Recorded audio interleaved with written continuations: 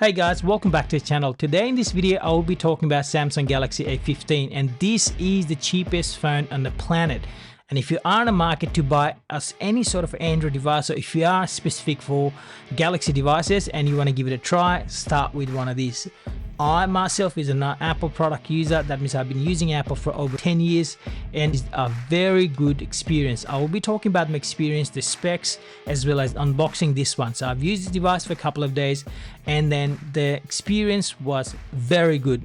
It's fluid experience. Let's talk about the processor, the display, the camera, and all these things. So in terms of processor, it has an octa-core. That means you have 2.2 GHz and 2 GHz processor. In terms of display, you'll have a Super AMOLED display, which is very good. Having a Super AMOLED on a budget-friendly device, it's already a plus.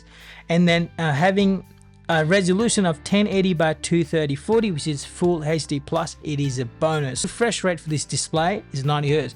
So that means if I put iPhone 10, 11, 12 or 13, not any Pro lineup, but just those devices, they run at 60 Hz and this runs on 90 Hz. That means the fluidity and the experience of this device will actually blow your mind.